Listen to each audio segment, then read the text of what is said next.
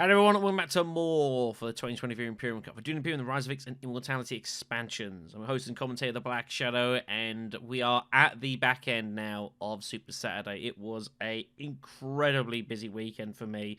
Unfortunately, it was another game that got played the day afterwards, got Final G, which was won by Badger, which I really wanted to cover, but I was just absolutely spent from Saturday, so unfortunately able to cover that.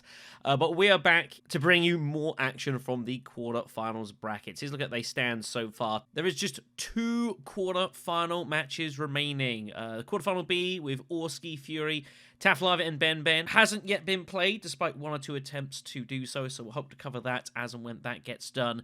But today we're going to be covering quarter-final H with Tomas, Kaysoon, Hustred, and Gideon. Reminder, the winners of both of those matches will join the other 12 winners in the semis, and there are 2 seats for the highest scoring second places, currently held by Ozymandias and Greedy Grow, who could well get confirmed in this game if no one is able to surpass him. Today we're going to look at quarter-final H, featuring Tomas, Kaysoon 48, Hustred, and qualifier Gideon, who has been on some runs so far in this competition. And it's great to see them in the quarterfinals. We'll be talking more about them in a short moment. Let's have a look at the players in today's game. We start off with Tomas, who came top of Group H, which was some feat. This was a brutal group, with possibly the hardest group in the entire group stage, of likes of Lannister, Luca, DS, Grizzlepuff, and others. Everyone here, really tough group. So to come top of this is some going. Tomas winning 2 games, coming second in the other 2 as well for a very solid record. They left it kind of late as well for the charge. Their first couple of games, weeks 1 and week 2, the second places with Yuna and Helene. The first one was actually achieved via Chow Murky as well at 11 points, which is kind of crazy. But it was a week 4 wins with Duke Lido and a week 5 with a Lazy E Kaz that managed to secure himself a top 2 finish, and ultimately finishing top of the group as well, as no one else was quite able to capitalize.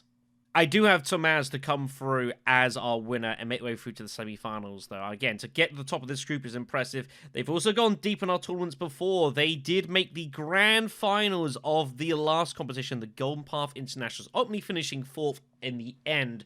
But still, to get to the end of any of our tournaments and get to the grand finals is some going. So Tomas has been there before. He's been a bridesmaid. He'll want to go one better this time, but it's going to be a real fight to get there for sure.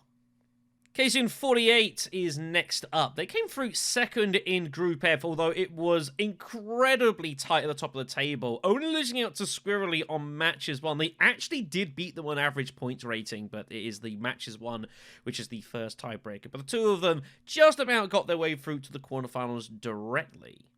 They were very solid throughout the tournament. Their 2 wins coming in week 1 with Viscout Hundro, as well as week 4 as a Lasery Kaz. But very interestingly, the 2 games that they came second, week 3 with Armored Kaz and week 4 Viscout Hundro, both times coming second to Squirrely Jr.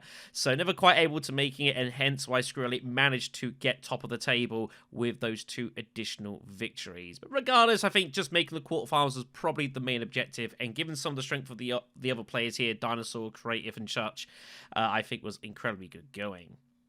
Hustred came through as second place from Group O, very narrowly as well. The top 3 between them, Nishu and Ribus, heavily dominating the group, taking 7 of the 10 victories between them. It's quite interesting coming through these, how everyone here has actually got basically the same record in the groups here. 2 wins and 2 second places. Really fascinating here. Hustred's wins came a little bit later on in the competition, winning in week 3 with Princess Yuna, as well as week 4 with the Beast Raban. The couple of second places, week 1, Paul Atreides losing to Ribus, playing as Tesia, and then at the end of the comp in week 6 with Hundro losing to Valfizzle with Duke Leto. But again, 2 wins and 2 second places, more often than not, it's gonna get you a top 4 finish at the absolute minimum, and more often than not, it's gonna get you top 2. Ribus, a little bit unlucky, perhaps they did make it through, losing on the tiebreaker, and they were defeated in an earlier quarterfinal, unfortunately. Quarterfinal D, losing to Lime. So, unfortunate for them, it does mean that there's lower representation for the group. And in fact, I believe they're the only player standing from Group O, as Nisho was also eliminated in quarterfinal J as well. So Hustred, last remaining survivor of the group here. So a little bit of onus on them. But I do think they're going to relish this opportunity here again. This is a really, really tough game. This one is definitely up for grabs, however. I don't think there's any clear favourites necessarily in this one, so I don't think they've got as good a chance as anyone here. But again, very, very tough game approaching. And last up, we have Gideon, who is one of the only remaining players that came through from the first round of knockouts. There's only like 2 of them, I think, that have made it through to this point, which is pretty impressive, actually.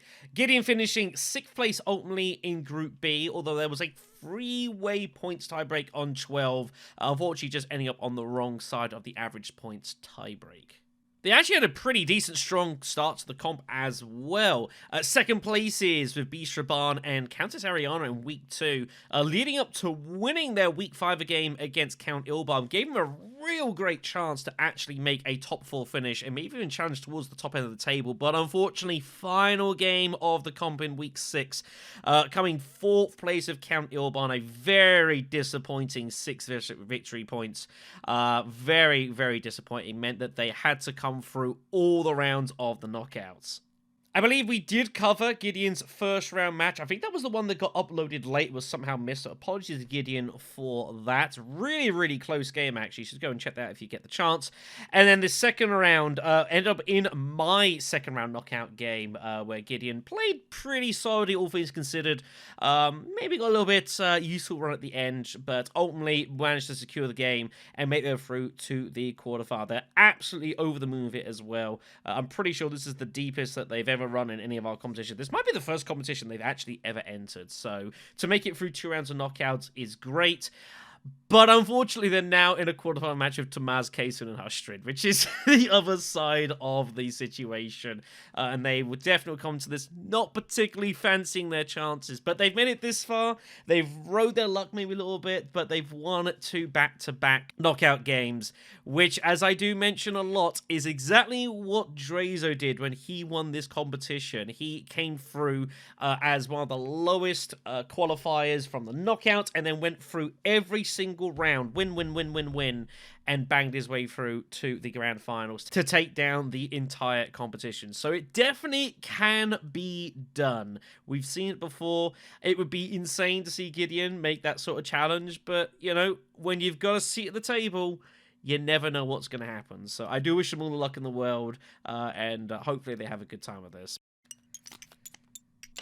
So we're getting ourselves ready for this quarter-final match then. Hustred is in the first seat, which means it will be Kaysen to choose first here. So let's have a look at the opening row and text. And, okay, there's a little something going on here. The Telex looks pretty juicy, actually. Scientific Breakthrough. Eventually playing for that research track and make it into a point. It's pretty strong. Taxi Infiltrate is also very highly desirable, generally for a lot of shipping access, but also for some other uses as well. The Imperium row is not very remarkable, however. Some decent cards. Quartermaster's a great graph card. Further can be really good for getting hold of cards that are a bit out of price range early, like, I don't know, Scientific Breakthrough. Test and Benny Sister are also pretty solid cards as well. Don't pick leaders yet, please. Sometimes they just don't listen, but never mind. But so what I have a funny feeling we'll see is that you could well see someone with 4 or 5 persuasion decide to just rip the row and gamble, taking their destiny sort of in their own hands. It could go really well. It could also go really badly, so that's their choice to go with. As for our techs here, Holtzman engine, very, very powerful tech. This, some people really do like this a lot. It can be a bit of a trap though, I think, on occasion. Troop Transport's very strong, whoever gets to that first. And Sonic Snoopers can be a nice sort of mid-game, you build up some intrigues, give them a good cycle and see what goes on there. Sometimes you just see people pick that up off a load of shipping as well. Can definitely be of use. As for the leaders, well, we've got Tessie Vernius picked in the Blue Sea, and we're going to see a lot of fun stuff here. Beast Raban and Baronhard Conan very likely to get chosen in the next 2 seats in some order, which means it's going to be a choice for second spot here for Gideon. It is as well. Helena, Romba, and Ariana, the like these choices. You'd expect Helena to get picked a lot of the time. Romba and Ariana, a little tricky. I wouldn't say this is a great Romba board, or is it a really good Ariana one either. So probably see Helena. We'll see how we go. So, Tomas will go for the Baron, leaving Beast in first position, which is very strong, by the way. If there's an early victory point in this first combat, though, we could have some interest. If Beast pulls his ring and Baron picks up access to Hardy Warriors, there could well be fireworks. So Gideon kind of the big choice here. I feel like Helena's probably the go-to. Romba and Ariana, again, just...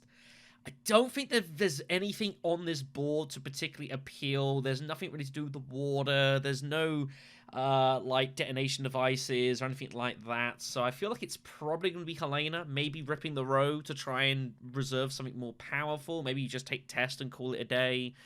I'm not entirely sure. Testing Manny is a pretty good card for Helena, and that is indeed what we do see here. So, getting ourselves ready here. Baron, of course, will need to take his choice of 2 factions as people make their various choices here. There's people who've still got to pick like their tokens. Hold on a second.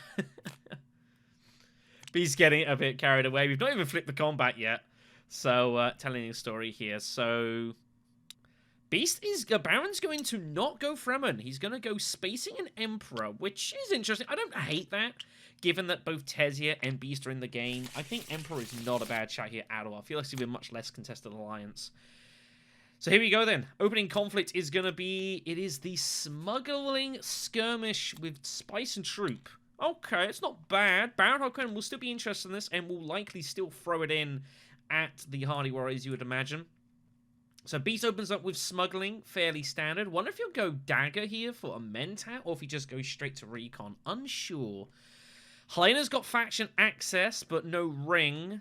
Double Daggers is interesting. You suspect she'd probably just go Fold Space, and then maybe like Haga Basin next round, and then just start shipping away the ring. Seems fairly standard here. I wouldn't be surprised to see anything different. Baron Harkonnen, will he Hardy Warriors here?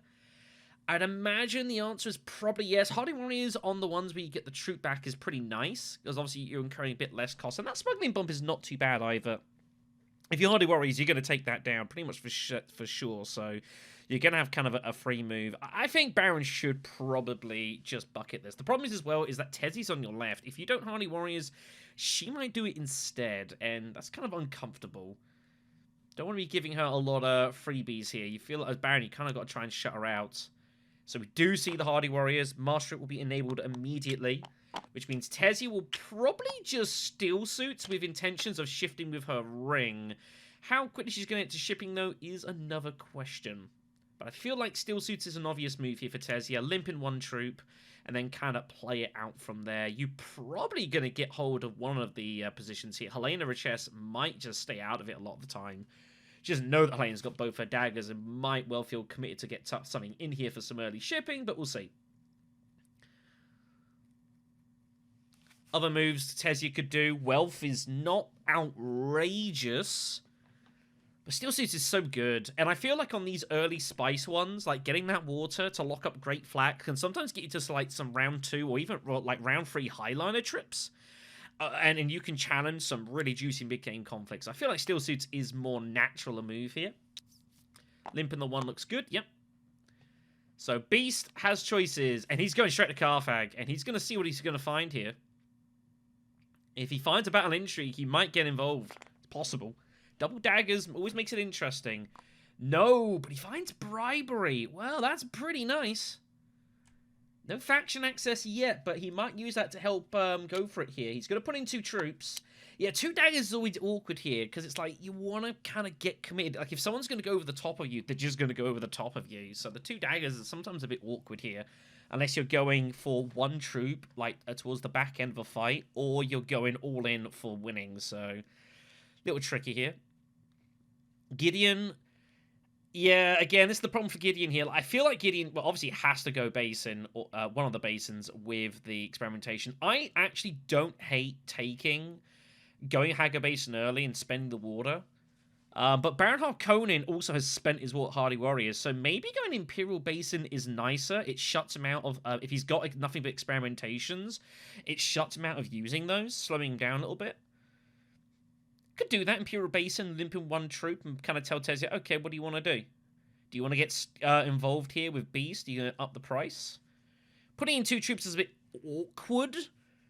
It would definitely get you a spies, but it might be too pricey. So I think Imperial Basin, limp the troop, and kind of let Tezia decide if she's going to commit more troops for this loose spice here, and it's her choice. If she does, she does. She doesn't, she doesn't.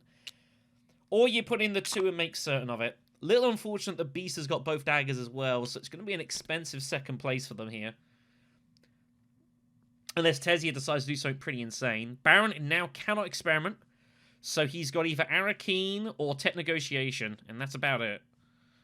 I imagine he kind of doesn't want to go Arakeen. He's really nervous about drawing faction access, but he's going to take a chance here.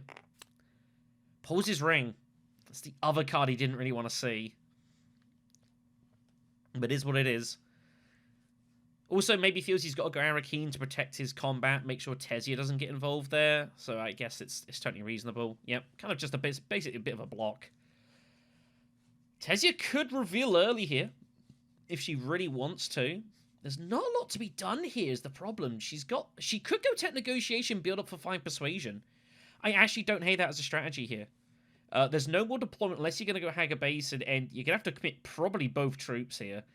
Can't really do that, so I think it's just Tech Negotiation. All you reveal right now.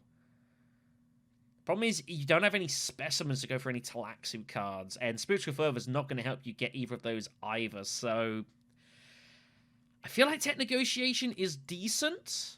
She also wants to shift her Persuasion, of course. Wow, she's gonna go for this? No way is she gonna commit. She's gonna shift. Is she really gonna chuck more dudes in here? No way! Wow. Well, that is pretty wild. It's insane as well. Beast and Helena are gonna put in 2 troops each for nothing. Wow, that is wild. Well, I tell you what, there's only one winner of this, and that's Baron Harkonnen. There is only one winner of this, and it's Baron Harkonnen. And Beast must be revealing, thinking, I don't think I've got anything here. 2 Persuasion, 1 Specimen. No one's getting any Talaxu cards at the moment. Baron might grab Spiritual just to get it, though. Same situation for Helena. Wild. Yeah, Baron Harkonnen is just, he's loving this. Tessie's going to get the 2 Spice. Beast and Helena are going to get a whole lot of nothing. That is bad news for Gideon. This is why I wanted to just go 1 troop with Helena. Because if Tessie's going to go in, she's just going to go in, and you can't stop her doing that. But you've got to put in the 1 troop in case she decides not to. If she's got a faction access, go Secrets or Wealth. I think 2 was unnecessary, and it's now you've incurred extra costs here for no real reason. Baron of 4 might just go test, and does. And Tessie Verni's with 3 Persuasion, so it's going to be pretty quiet on the opening draw here. Wow, Tessie Verni is making full commitments of Garrison here. That's a pretty... That's some move. Is Tessie Verni after an early Conspire here? I wonder if she's after an early Conspire. Is Tessie Vernis eyeing up Hager Base and Highliner? Is she legitimately considering going Hager Base and Highliner right here to get the faction access? I wonder.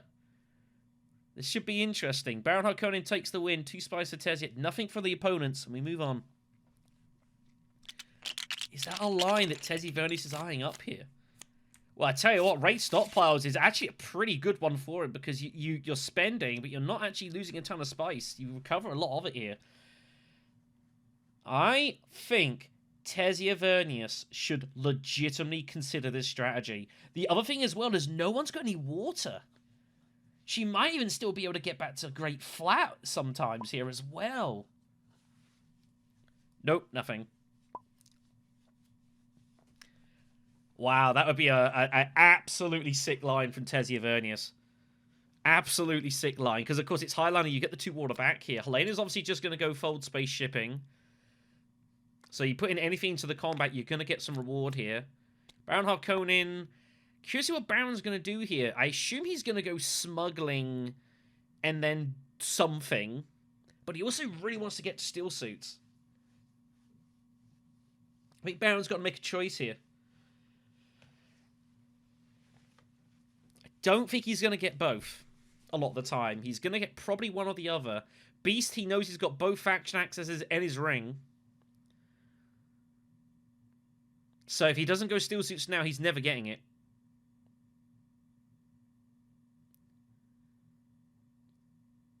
Tricky call.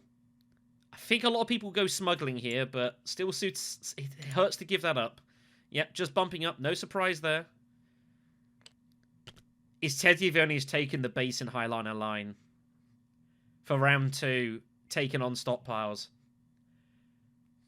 I've got a funny feeling she's not going to, but I really think she should. She could go Conspire as well. The problem is where is she going to get hold of her last couple of coins? If it was like Guild Bank Raid, for example, I'd 100% go Conspire. 100% go Conspire. But I think Stockpile specifically, you're going to stay resources good. Haga Basin, you're gonna get your spice back. You're gonna have water in hand as well. It gives you your shipping access immediately as well. So Helena can't do anything about it. Baron can't do anything about it unless he flukes an intrigue.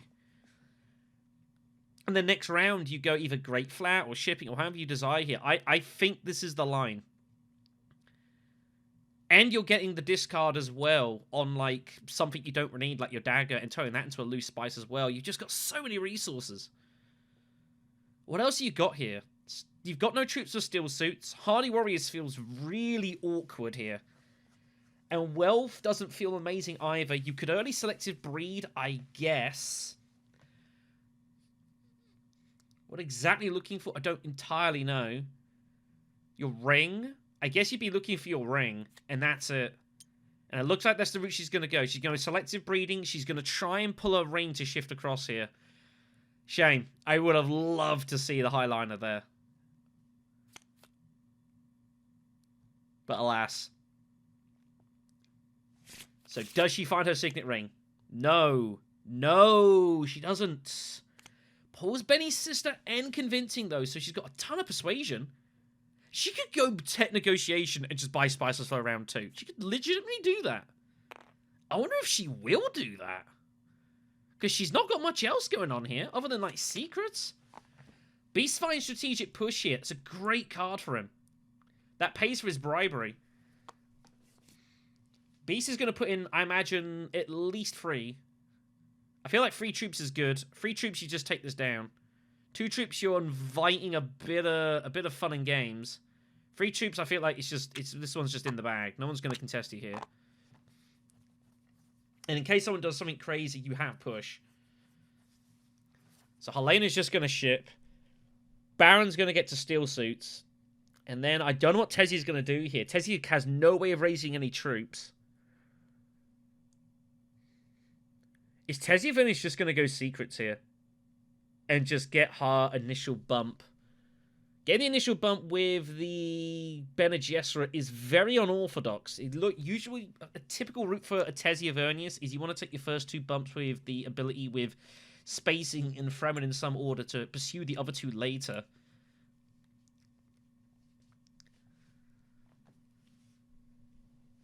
Helena's thinking about going up and down and just taking the cash here. She's very nervous that Tezzy Avernius has her ring and she's going to cut her off of shipping.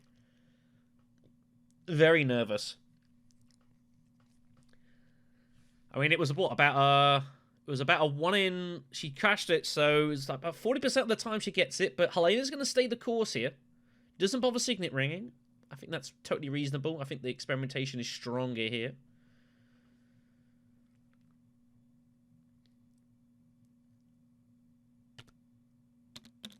Yeah, this is a big match for Gideon as well. He did not expect to make it all the way through to the quarterfinals. A huge opportunity to make the semis here. I do not blame him taking some time here. So, Baron's just going to limp the 1 troop in, and he's going to be able to get full benefit out of this. This is a huge start for Baron Harkonnen, this, by the way. Huge, huge start for him. Very strong.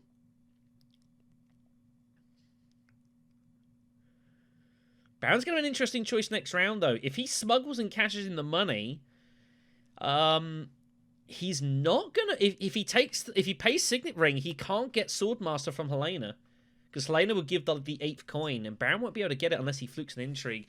Yeah, Helena's thinking of just going secrets here. Yeah, just going to take the faction here. This is a very unorthodox route for Tezia, though.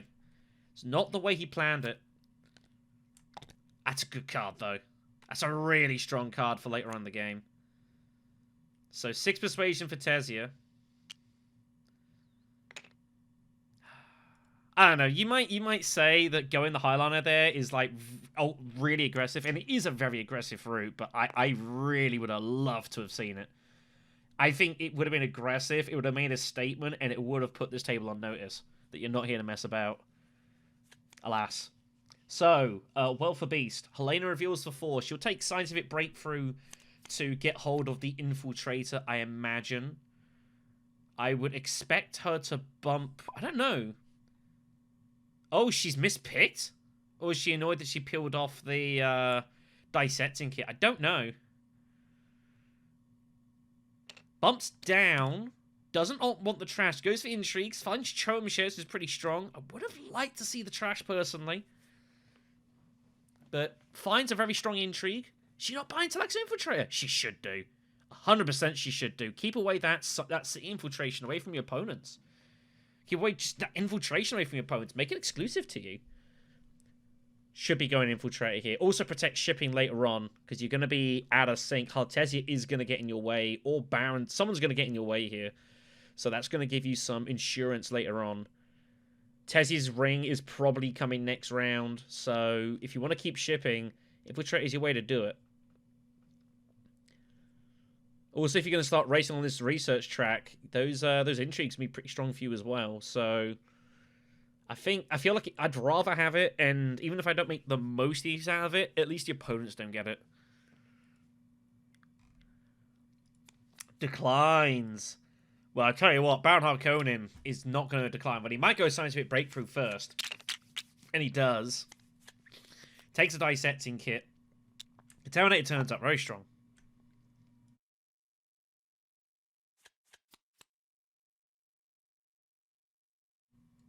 Bad time to sneeze.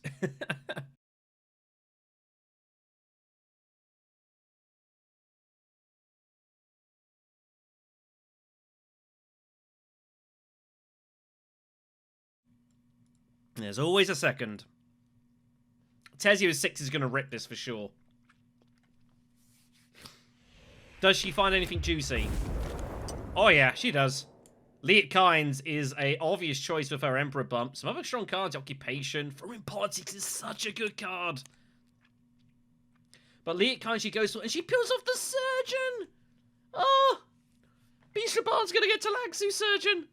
He's got bribery. Oh, boy. Tesia is 100% taking the Infiltrator here. Helena really should have grabbed it. She might go Contaminator, though. It's also pretty strong, and she does.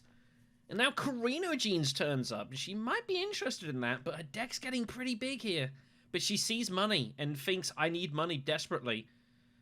But she's got no grafting for it. It's not, I don't know. It's 2 cash, sure, but I don't feel like it's helping you. Is it going to help you get hold of Swordmaster quicker than anything else? Because Baron Harkonnen is going smuggling here. She does take it. Well, she's going to gamble here, but this is a pretty chunky deck she's got now. Relying off the initial trash. Beast reveals for free and is just grabbing Surgeon immediately. No surprise. Saved his Seek Allies card, which is interesting. Sometimes that works out nicely. Sometimes a bit more awkward. No way Beast is going to be buying the Infiltrator with Surgeon in hand here. Could be a lot of fighting for the Emperor track, I suspect. This could be interesting. So Beast wins it convincingly.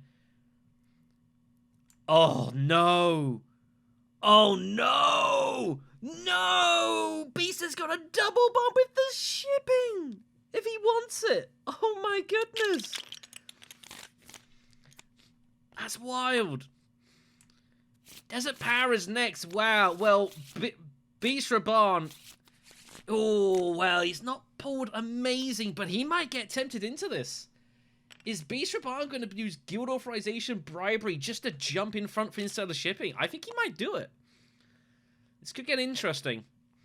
Baron, of course, is going to bump up for shipping access, but he's not going to be able to get too much of it right now. Tesia only says ring in hand.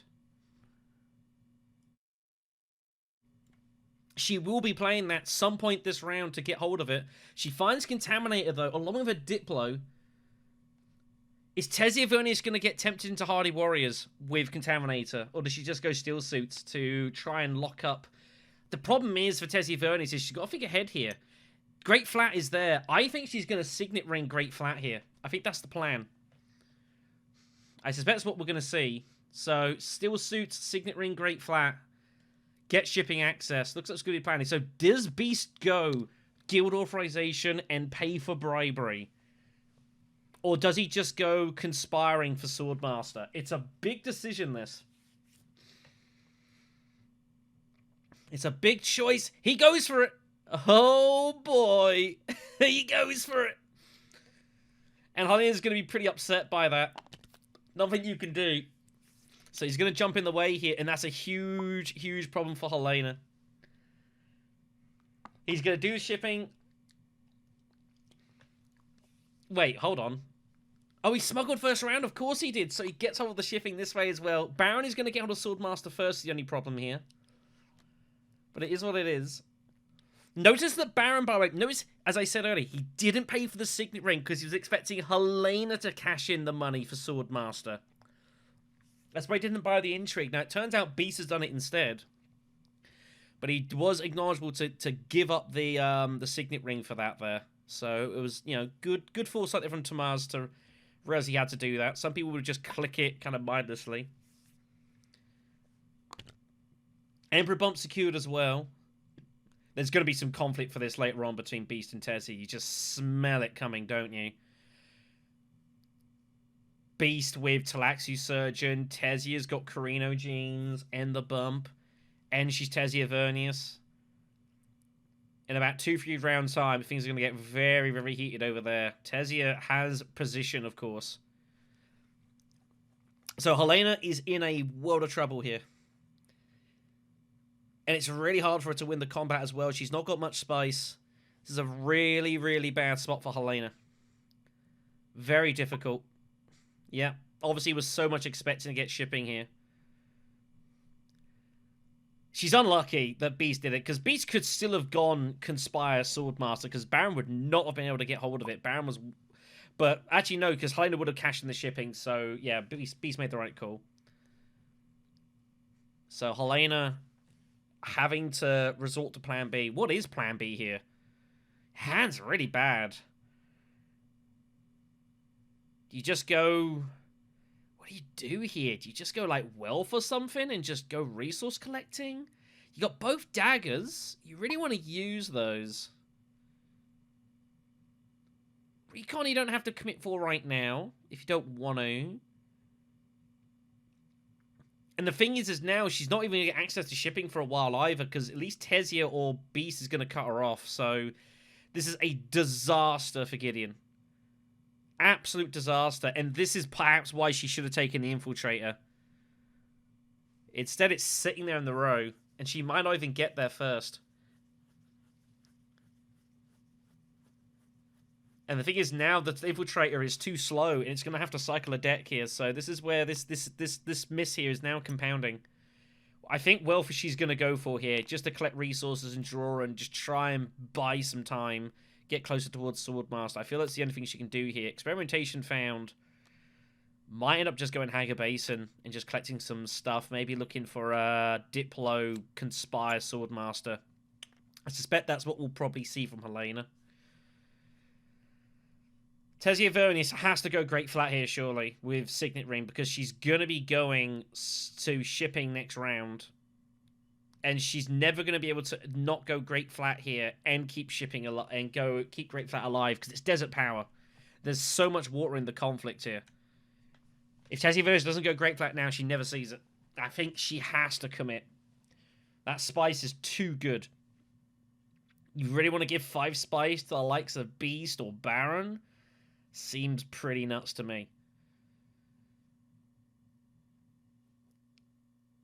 Baron's sitting there with Test as well. Looks like this is going to be the game here. This is going to be a much slower affair, this. A lot more methodical. We've had some quarterfinals that have gone at a fairly quick rate of knots here, but there's a lot of players here that have never come this far, really, in any of our competitions. Tomas, of course, has gone the distance before, but he ended up being bridesmaid in the finals.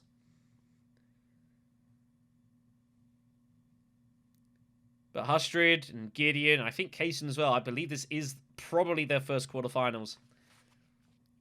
The seat at the semis awaits, so players really trying to make their damnedest of this. Oh, she's looking at Diplo! Oh, this is greedy from Tesia. Tesia Vernius is planning.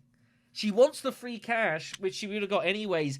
Tesia Vernius is going to attempt to go shipping and great flat next round. There's no way. Beast is just going to go Hardy Warriors instantly. I don't actually know if I would have put in all 4 troops. I don't might have considered free, but I guess Carthag's open. You got no choice there. I guess victory point's a victory point, but man, Tesia Vernius is greeting this. I'm not sure that's the right call. Might regret this. She got 2 snooper tokens claimed, so she gets double bumps on the next 2, including the Fatch Bows of the Vault. So she's going to want to take a Fremen bump. And then what Tesia Vernius could do is effectively get 4 troops out of the Emperor on command. If she can shift with her Signet Ring to Emperor, take a bump there, and then she automatically gets 2 troops from the Emperor reward and a bump up, and she can bump up again with Favored Subject and just throw in a gobload of troops out of nowhere. The Favored Subject is such a dangerous card for Tesia Vernius to have. Really scary. I think Helena should just go Haga Basin. Maybe Imperial Basin. Depends how you see it. I think Haga Basin's the route for me, though. So she's going to protect her water. She's going to limp in, of course, for the loose spice. Yep. Everyone got it super quick here, but, I mean, when you got Baron Harkonnen, Tesia Vernius, and Beast finds 2 intrigues to get there, I mean, that's the way it goes down. That's the problem with Helena going shipping heavy early here. She's always going to get cut out pretty quick. This is not a good spot for Gideon at all. He's in a lot of strife early. A lot of problems. So Baron Harkonnen's got Test, which I don't know if he's going to use. Everyone else is on reveal, but it's likely everyone else has got a card that they're... If Tessa's got any daggers, she just ditches them. Beast probably doesn't need any. So, interesting to see what's going to happen here. Helena is rushing this Talaxi tracks, but the only thing she's got going for her... Here plays Test. Have to put the agent down first. He's going to go Selective. So, Test Humanity, everyone's got to discard a card or lose a troop here. Well, Beast can just sack off the troop here. He knows he's totally good. So, this is kind of a nothing burger for Beast. It's a nothing burger for Tesia, and honestly, it's a nothing burger for Helena. No one is really impacted here. Hold on, not everyone has done the thing. Still waiting for green. Green has not done anything for Test. You did? Oh, you had fold space earlier, didn't you? I apologize. I didn't realize that Tesia... She discarded? I didn't see that. Okay. Might just be me.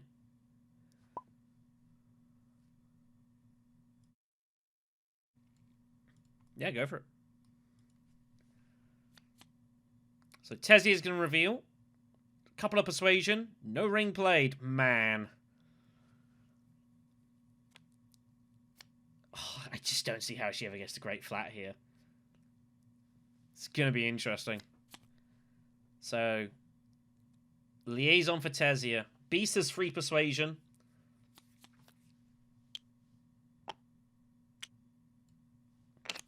Shifting Allegiances as well. Oh my goodness me. Well, it's coming up pretty juicy. Helena's got a couple. Man, I do not want to be sitting in seat 2 right now. What a tough spot to find yourself in this early. Helena's going to pick up the second water here. Which means that Tesia Vernius surely has said goodbye to Great Flat, and Helena's going to pick up an absolute bucket ton of spice. It's going to be pretty nice. 2 Persuasion. I mean, do you buy anything here?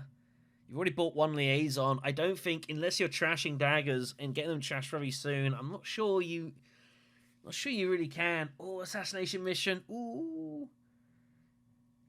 I mean, if you want to, but it's just adding to your trash pile. And then you peel off in the shadows. Oh no! Oh my goodness. That's the other problem. It's not going well here for Gideon at all. It's not going well. Baron Harkonnen is sitting there with 5 persuasion. In the shadows is an auto get. He was happy just to go with throne room politics, but in the shadows is even stronger.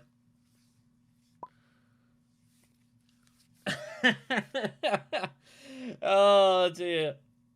Saying that should keep the in the shadows away. The problem is with defensive nuking is you might just peel off a load of good cards, and Baron's got his own atomics, so yeah, it's kind of the devil you know versus the devil you don't. Of course, Red would love to see a defensive nuke, because they're not the one doing it.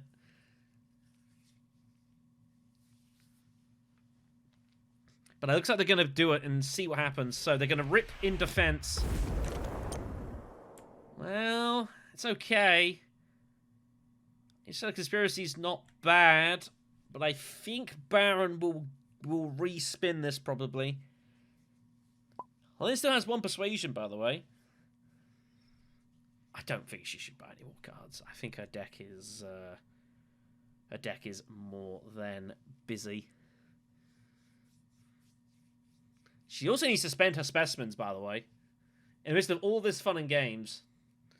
She's looking at high priority travel, which I think is fine if you want to get hold of that. I think that's totally okay. But again, she's scared. She's getting a little apprehensive here, is Gideon, of peeling off big cards for your opponents. Well, Scout's not going to be one of those. So I think Baron will just rip the row here and see if he can find... There's a lot of big 5-costers and 4-costers that we have not yet seen that are in that deck. And he might well go for it.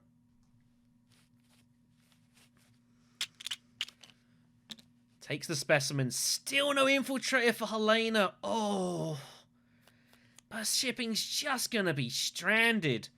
Baron's going to rip for 5. He does not have the beetle from dissecting. Oh, no way. I mean... Well. Well. Baron Harkonnen has got Talaxian Master and Dissecting Kit.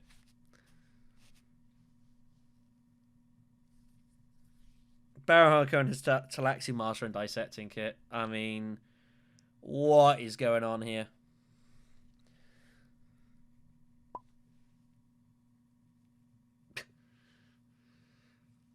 Helena will pass. Beast will take down the Desert Power. Helena gets a pretty good second place. Water and Spice, and she's surely going to get the Great Flat here.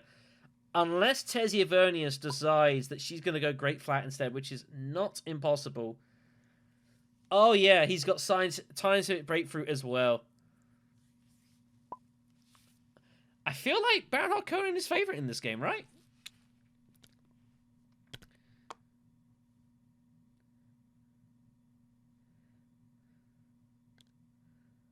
We'll see. I mean, everyone's had some good stuff. Everyone but green. You feel it's between red and yellow so far. Tessia Vernius is kind of going to be there or thereabouts to the end game as well, so long way to go. More victory points in the conflict here. Terrible Purpose is up next.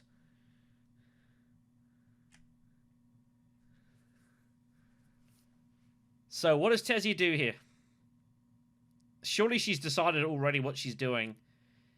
The only problem with going Great Flat is there's still buckets of spice at Hager Basin. But of course, if you go inside the shipping, how is that actually helping you? Like, what are you doing with that shipping? You kind of almost have to cash it in immediately. I have a feeling Tessia Vernius is going to go Great Flat here. I think Tessia Vernius might go, like, Great Flat Conspire or something. She can't get a Swordmaster, because Beast will just grab it immediately, and she knows that. If she takes the cash, it's an easy Swordmaster for Helena to go either Conspire or Wealth if she has the access. Which isn't the worst thing for Tesia. That means if both Swordmasters are taken by her two opponents, then the only one left is her, and she can get it reasonably quickly. So I don't know. I don't hate just going great flat here. The more I look at it, and the more I'm wondering when you're actually going to cash in that shipping. I think she's going great flat, and she is going great flat. So Beast is, I assume, going Interstellar. Helena's going to at least be able to cash in her shipping now and get to Swordmaster. But it's weird, though. The problem for Beast is that he wants to go, obviously, he wants to go Swordmaster. He's a little bit nervous about losing it. But I don't think there's a lot to be concerned about. He knows that Helena's got access to both things. The only issue that Beast has got, he also wants to use Surgeon at Wealth, probably. So, but I mean, Tesia Furnace gives you, instead of shipping, you kind of got to take it, right? You're going shipping next round as well. You can target text. No, he gives it up. He goes Swordmaster. Wow. Wow. What's he scared of? There's only like 2 entries that he loses to. It's Windfall and it's Expedite. I think he could have gone shipping there and definitely got away with that. Unless he's got other intentions. Is he thinking he's going to get the Hager Basin? Does he just think if he goes shipping Swordmaster, he never gets to Wealth with Surgeon? I guess that's what he's thinking. Well, Helena's got a ship. I think she's got to go up and down as well and probably look to target troop transports or maybe go early Holtzman. You know what? Helena with Chess going early Holtzman, I think might be in the cards here. Like, it already feels like you're kind of a way back in this game, and you're going to have to take some chances. Up and down, grab Holtzman for your spice, take cash, and look to just start buying some spices flows and getting points going. I think that is the game plan here. Round for Holtzman's not too bad. It's a few rounds of getting that extra card draw. You've always got access to Research Station if you want it. I feel like for me it's Holtzman. When people start taking Holtzman like round 6 or round 7, it's probably a bit of a trap, but it's only round 4. Bags of time here. Well, I wouldn't say bags of time, but round 4 Holtzman is not unreasonable. Troop Transports looks nice, but are you really winning a lot of fights here with Beast and Baron kind of going at it? I'm not so sure.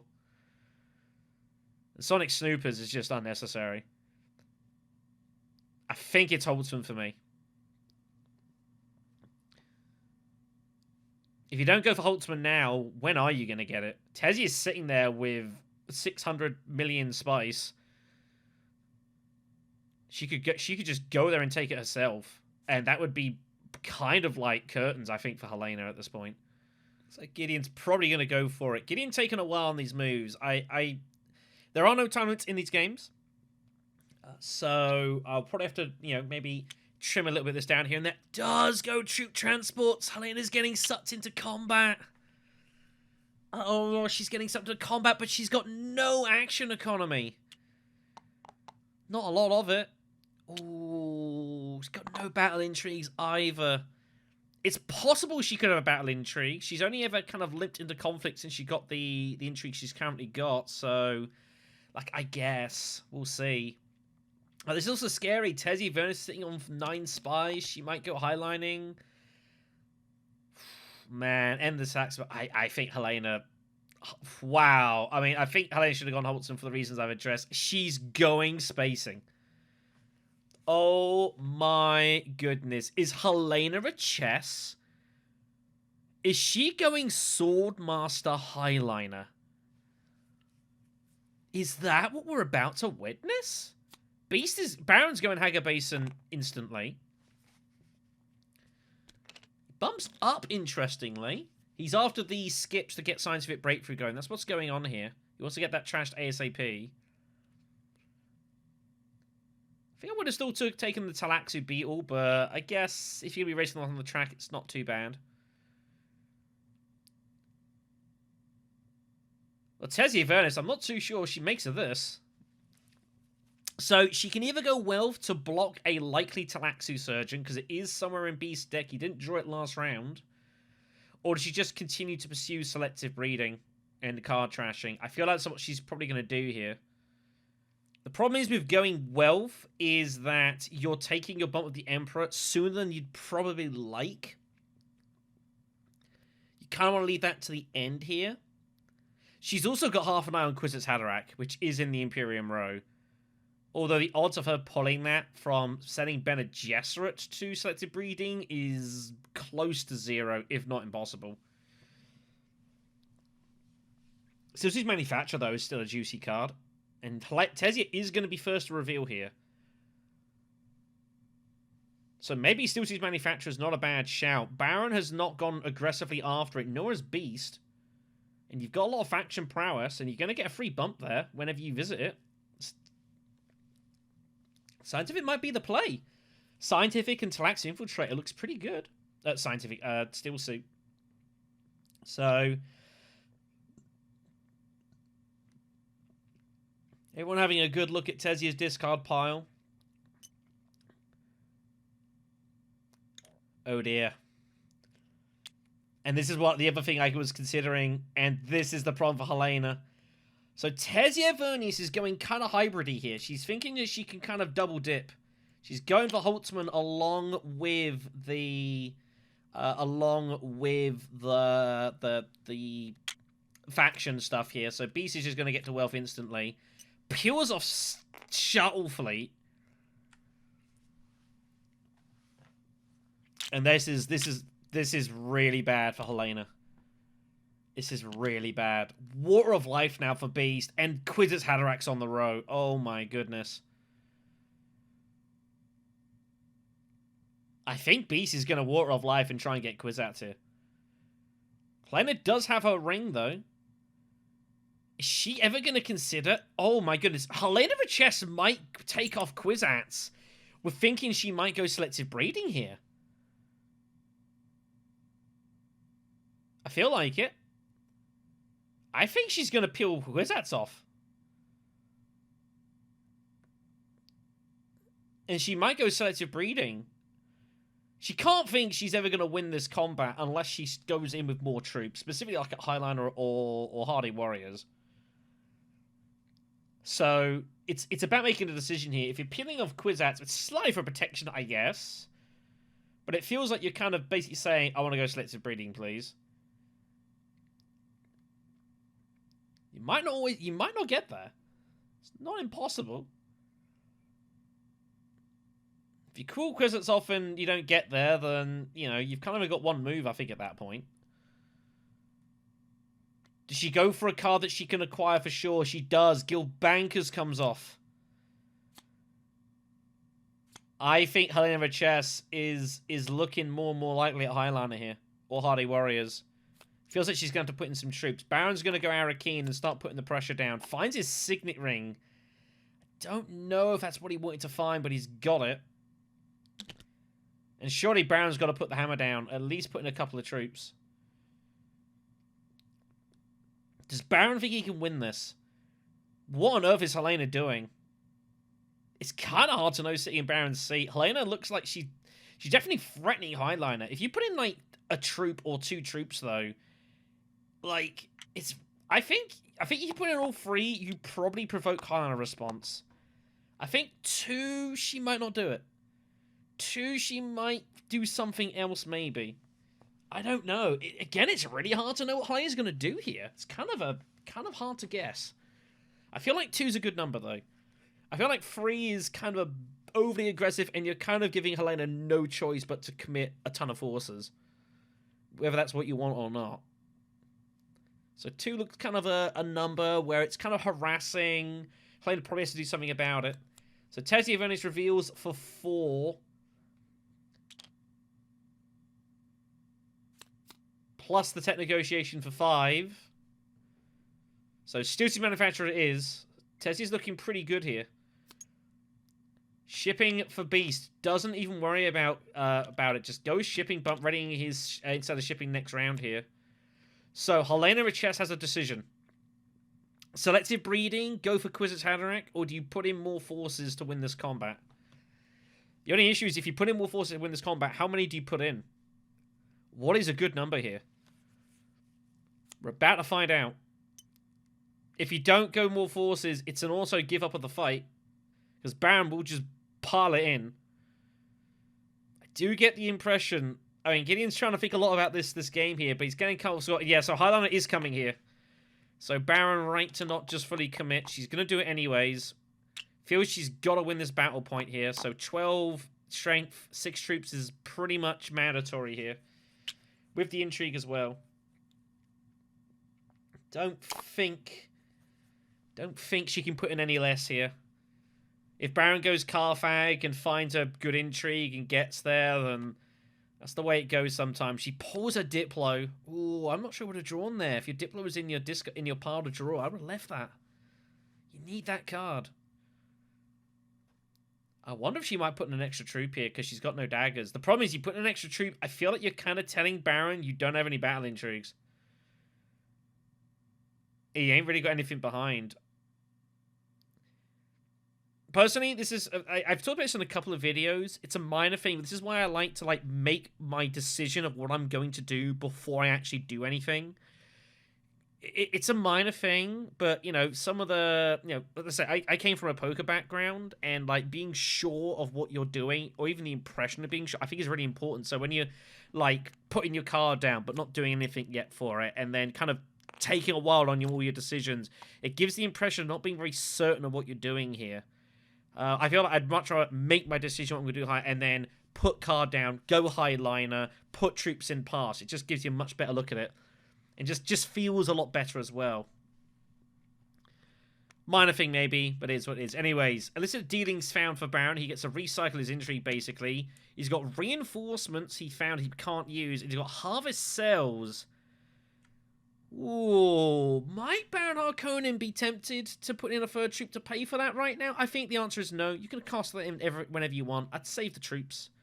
Baron cannot get involved in the conflict. He knows he cannot win. He hasn't got any strength behind him. Hasn't found anything. So I think for Baron, it's you just pass and move on. Call it a day.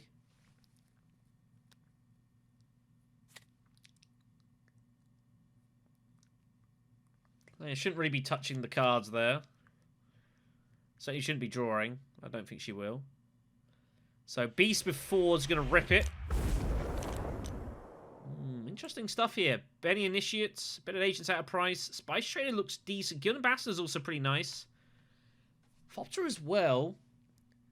Fopter looks pretty good. Guild Ambassador feels pretty good to keep away from Helena. Although I don't know how much value you're going to get out of it yourself. I don't know if Helena's going to take it, though. She's got 3 cards. She's likely going to have 4 persuasion or more.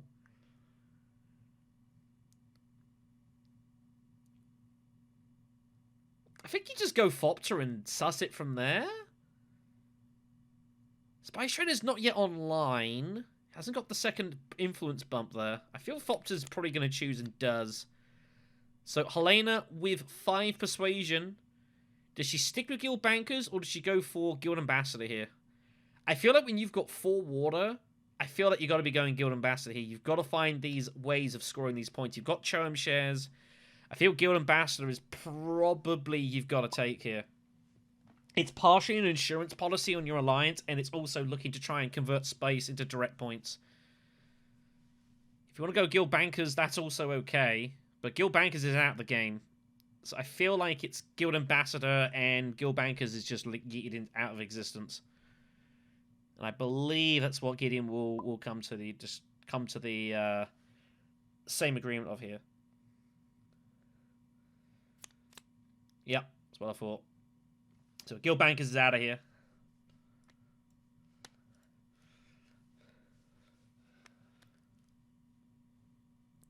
We'll move on. Probably shouldn't do that until after Helena's revealed. Or passed. Touch presumptive. Anyways. Baron with 3 persuasion. No atomics. Might go Benny Initiate just for some card cycling, I guess. I think you'll just go Liaison, though. Yeah, that's what I figured. Benny Initiate has really gone down in popularity. It's a really good car, like in base game, but it's just been eclipsed a lot here, so... Nothing to play here. Baron will be happy enough with the Water and Spice for 2 troops. Helena will get the Battle Victory point, kind of keeping her nose in it here. I do worry for her, but she has got Chorum shares, and she's found her way kind of to Guild Ambassador, so... Helena is kind of keeping her in it, in herself in a chance here. Getting rid of the assassination mission she trashed. So taking some extra cash here, so he's going to be eyeing up going High Council with that, and probably some Mentat use as well. No one's got Mentat yet this game. We'll move on here. Siege of Carthage is next. 3rd victory point. 1st flag control. A lot of fight for here. Baron refines Fopter. Liet Kynes for Tesia. Contaminate is in there as well. It's good for her. So Spice of Flow is starting to come for Tesia.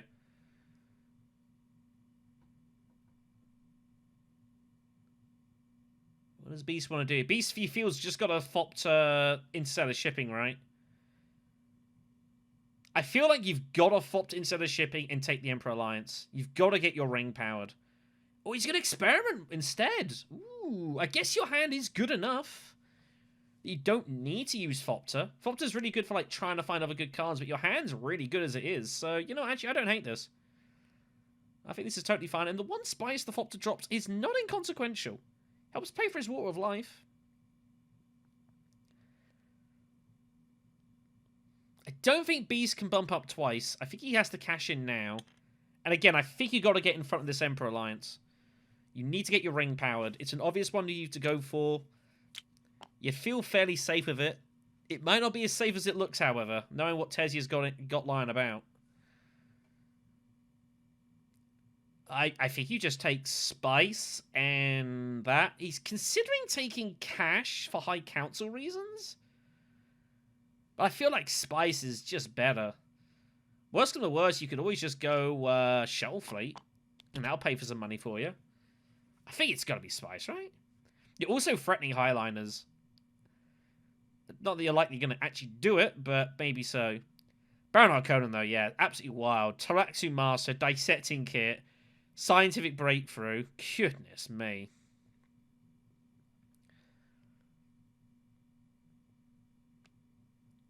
Spice is taken. No trash for the Beast. I would have considered trashing a dagger there, actually. But again, some people just really don't like them as well. I try and make use of the middle spot here of the Talaxu on this last little ring here as much as possible. Getting rid of those loose daggers is good, especially as a Beast. If you can like trash out a couple of weak cards of Beast and your ring is rocking and rolling, it's very scary. But maybe he thinks he's got enough draw power, he doesn't really need to worry about it. Well, you're always risking that one bad hand at the wrong time. Helena is up. She's got high priority. I feel like Smuggling is not bad. I feel like Mentat is not bad. She's got to get Spice together. So she's probably going to have to go Great Flat at some point here just to pay for Ambassador. As she's found right away. She was a little bit nervous about spending too much cash because obviously of Choum shares.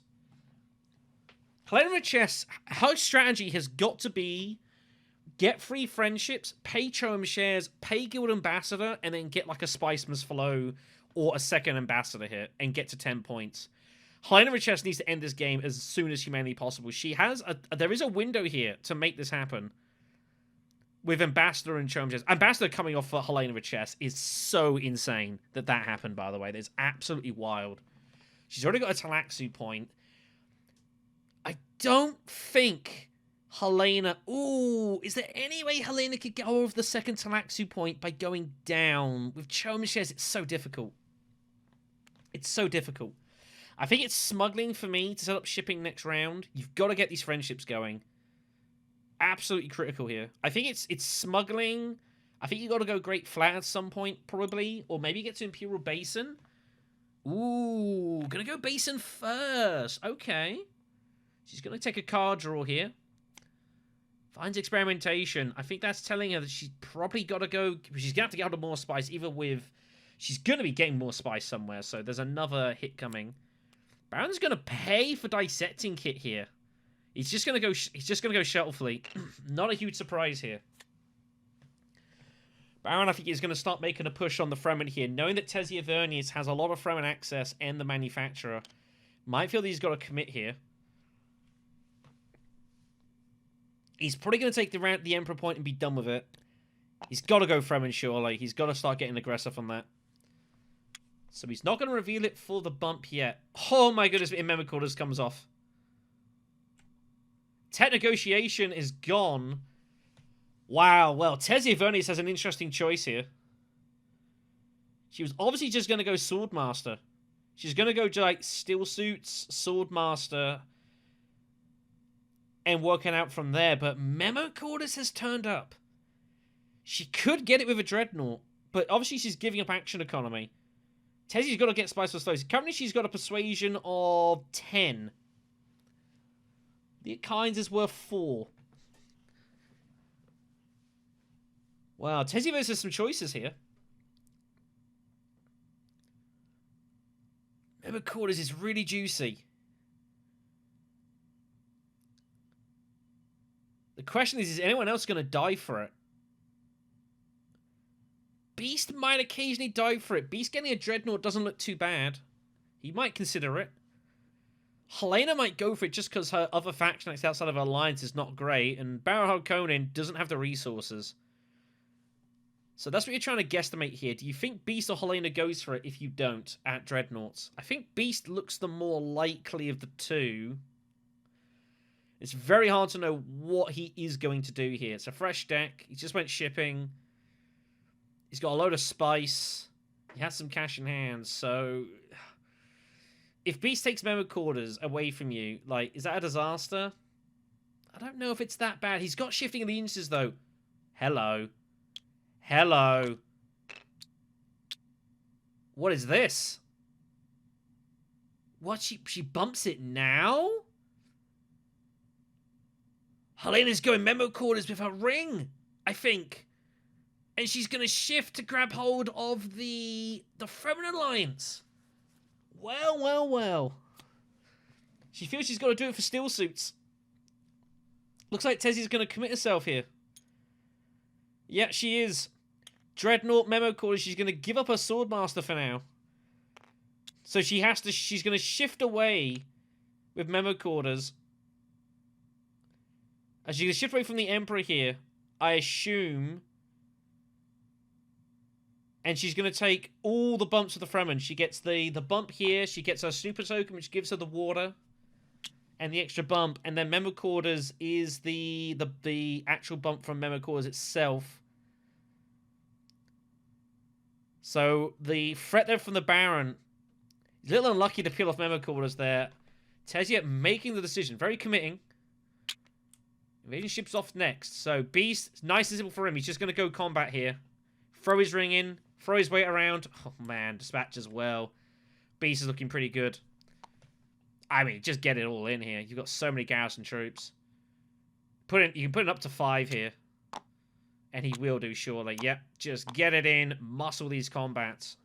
With 3 intrigues in hand, it's so hard for anyone to do a lot about you, especially when you're sitting there with potential highliner if you're forced to. He wouldn't highline because he's got no garrison, but could always got a Hardy Warriors or something, get his friendship. Back to Helena.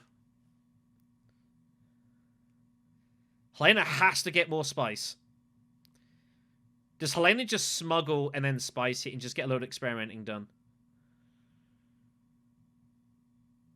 I think Helena's also got to make a decision what she's intending to do in regards to resources. If she bumps up... the problem is, tactical track is awkward for her. If she bumps up, like, she's never trashing her intrigue, so she's kind of got to bump down. She wants to get to that 2 spice, I have a funny feeling, but there's no way for her to do it. So Hagar Basin it is. I think she might just hit all 3 spice spots. It's very possible you might see those. Does she put any troops here? Difficult when Tessia Vernius has the Dreadnought. You probably got to just see him wait. You're going to be going almost certainly to a combat space before all is out, so you have no reason to commit yet. She's got to bump down.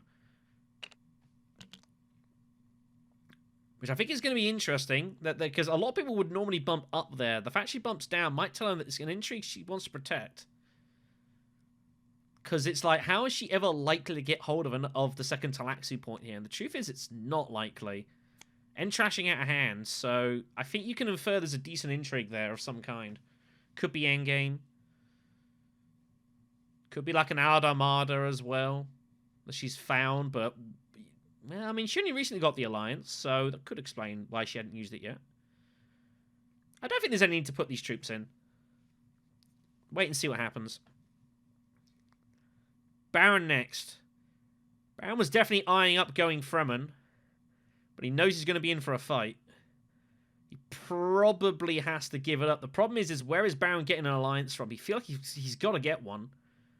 He can't get to the faction bomb Talaxu track. He's taken the other route. Does Baron continue pursuit here? He's also got to think about the conflict as well. He's got no money, so he can't pay for reinforcements yet. He only got Shuttle Fleet this turn, but reinforcements will be online probably round 7, if not before.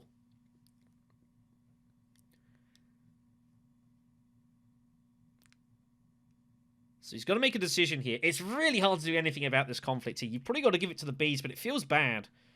It's round 5. You've not got any battle points. There's been some out, and they've gone to your opponents. Which is not good. Shuttle Fleet's nice, but it feels like you might be putting too much on TM and Scientific here.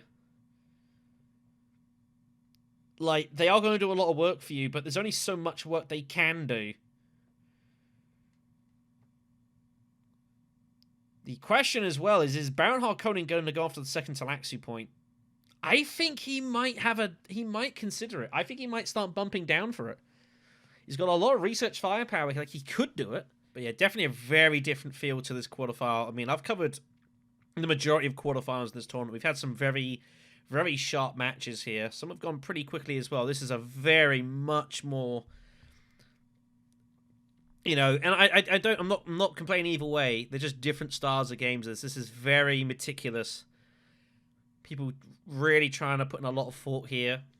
You know, spotting our semi-finals on competition, you know, in a field of like 200 players, that's down to the last 16 with chances, you know, at our cash prizes in the runner-up and grand finals.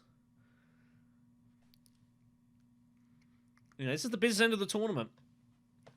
In a way, I don't mind these games. It's a bit easier for me to commentate sometimes. I've got more time to talk about what's going on and what's actually kind of going on underneath the skin. When games are flying by and are done in an hour, it's kind of basically, I'm just calling what I see. So it's kind of nice these to be able to have some time to, you know, to chat about the game as well. Again, there's no time limit at all. So Baron's just going to go secrets. I have a funny feeling he was going to do that. Oh, he finds strong arm. Ooh. That's nice. And he might go for it. He might feel he's got to put pressure on the Bene Gesserit here, and he does. So Insta uses it. Costs him a troop, but he don't mind. Tesia not entirely happy with that. So Tesia has 1 action. She's got 9 persuasion right now. Tesia Vernius legitimately is considering, I think, selective breeding and trashing her ring because all the snoopers are paid for.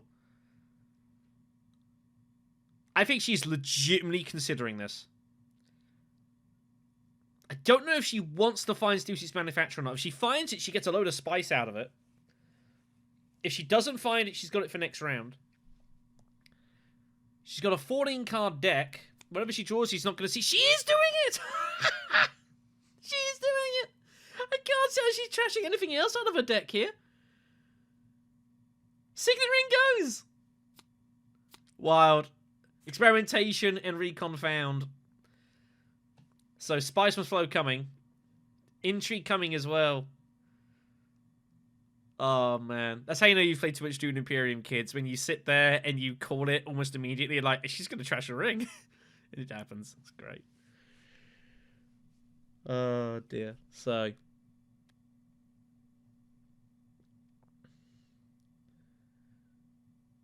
Back to Beast. I don't see how he's using Water of Life here. difficult to. Diplomacy access isn't great. Could just go still suits just to get his friendship. Helena's still got an action. Baron still has an action, but he didn't commit, and he'll end up strong-arming with the intrigue he found. So I think he just goes, yeah, still suits. He might put in a 6th troop just to be sure of it, yeah. Feels pretty natural. Make sure of these victory points, especially as Beast. I think it's important to do so. Helena, with this, and how often do you see this? Oh, is she going smug? She's going smug. I thought we were going to see the triple mind play. Not today. She is bumping down. Helena is committing. She's going to go for all Talaxi points, and I don't blame her. She finds bypass. She could top deck a card here. I wonder if she might be interested in it. Is Helena Richess going to... Oh my goodness me. Helena Richess might well top deck by Embedded Agent. I don't know if she's got any more Bene Gesserit in her deck, though. Has she got like a Benny sister or something? I can't recall, but if she does, she might end up using that. I don't know. It's also not a bad reveal. Persuasion and an intrigue. There's no more atomics out there. So...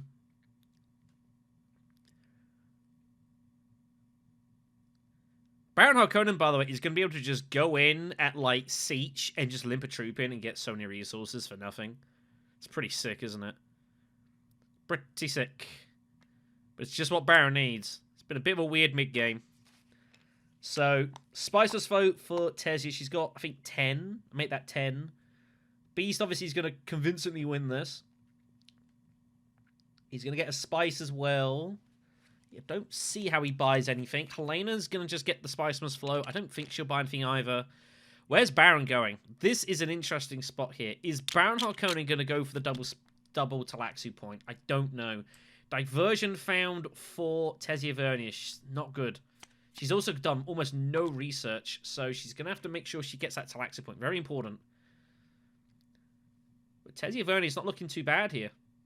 All of a sudden, this game looks a lot closer than it did a couple of rounds ago. I still think Beast is kind of semi-favorite here. But I don't think Beast can finish it right now. So, and Helena is being kept afloat by these hard points she's got with Guild Ambassador and the Charm Share sitting there as well. She's being kept afloat here. My worry for Helena is I'm not entirely sure how quickly she's going to get all this tackle at this point. She's committed for it, and I don't hate committing for it, but she's got to find her experimentations again as quickly as possible. So I suspect we're going to see Helena visiting Research Station, probably. I think Helena might well go for, like, shipping Research Station, something like that. Here goes Baron. What's he going to do? I think he's going to bump both times downwards here. He does bump down. Down again. He's going to get the first Talaxu point. I guess he's going to kind of see what happens. He's got Harvest Cells, which makes it easier to go and bump down twice, but he needs the money for it. And he also has reinforcements. It might just be too much. It might just be too much to do as Baron here, but we'll see what happens.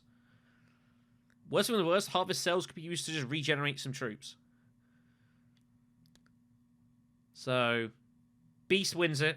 Baron gets an intrigue and a spice for nothing.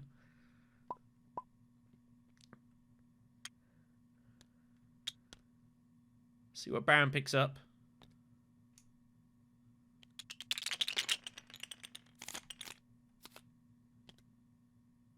Does Baron not want to take his second place reward?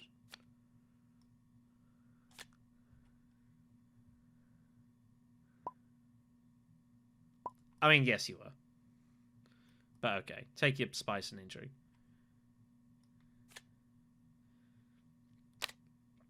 Whoops.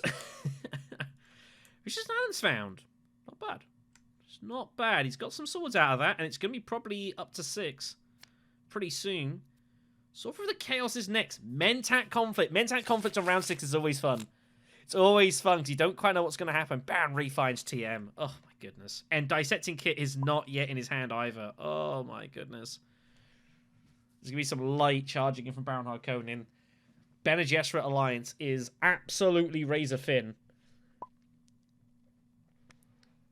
Here we go then. So Helena has to go here. Oh, Helena's drawn, not great, but she's got the double. She's got the city axis for recon, so it's okay. So it's up and down. I suspect Emperor Friendship will be taken. She has to reserve a card with Signet Ring, by the way. It's not optional. Troop transporters here. Helena might get stuck in here, thinking she can get a fourth action out of this. Thinking that everyone else might well save up for next round's conflict, which is, I think, fairly reasonable. You feel like Baron and Beast are going to just absolutely go to war in the next round. Tessie is probably going to harass you with her Dreadnought, though. But you've got a lot of garrison here. Is Helena likely to win a round 7 fight? I've got to be honest, with her deck built up, the answer is absolutely not. I don't see how you ever get a round 7 victory here. So I think for Helena, I'm trying to make sure I win this and get Mentat and try and use my action economy. Has to take the cash for Choem's shares. That will be noted by the table, I suspect. They'll think, that was curious. So I think Helena, I'm putting in all 3 of these troops, and I'm saying I'm taking this Mentat down. Oh, it's going to cost you a lot, but it is uncomfortable with Tessia. I actually don't hate that, actually, going from and actually thinking about it. I feel like it's not... it's going to be tricky to get to Fremen twice, so I don't hate this at all. Again, must reserve a card. It is mandatory. She's got the troops. They're all... I think she's going to put in at least 2, yeah. No shock there. She's going to try and win this on the cheap here, I think. Right here, yep. As you see, manipulate. It is mandatory to remove and replace the card. Acquiring, of course, is up to you, but you've got to pull something out. Whether she wants to cycle the deck or not, she's got no choice. So Spice Trader goes. This is a real attritional fight, this, isn't it? Really gritty stuff. Tessie Humanity is going to be played to secrets. Getting in front of the Alliance. Pulls 2 intrigues. Tiebreaker and Vicious Talents found... Oh my goodness me, he's got double talents. Oh my goodness. So cards must be discarded. Helena might lose a troop, but I think she's just going to give up the dagger here and not worry about it. Depends what she wants to do. I actually don't hear Helena giving up the troop here. But the problem is, it's only if Helena's thinking about going Mentat. If she's not going to go Mentat, I wouldn't bother. Or High Council.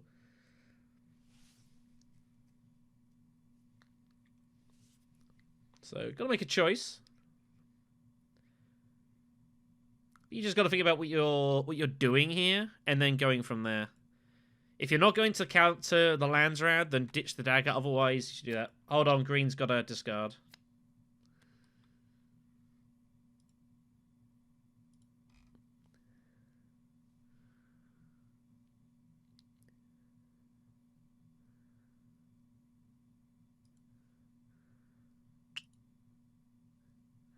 Yeah, so troop goes. I feel like this is slightly better.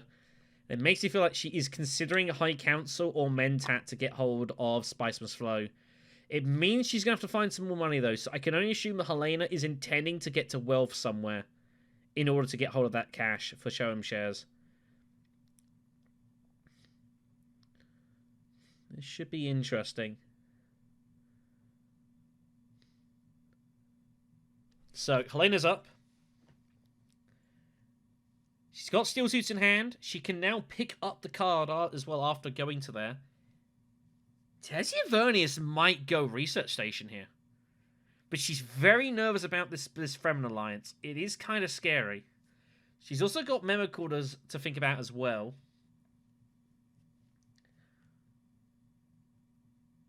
But Tessia also needs to get some research done. She's not got this Talaxi point. I don't think Tessia can ever end the game this round. But I think whenever you've got a Dreadnought, it makes Research Station feel a lot nicer because you can just freely put it in. Queen of Genes is found. Diplo is also found. Ooh. I think Tessia Vernius is going to go through this entire game and try and not without Swordmaster. Oh my goodness me. She has Spice Must Flow in hand.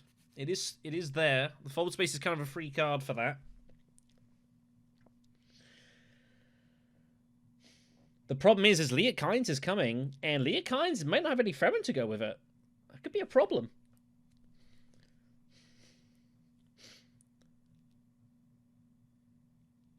What does Beast do here? Can Beast end this game? This round? Doesn't look likely, does it?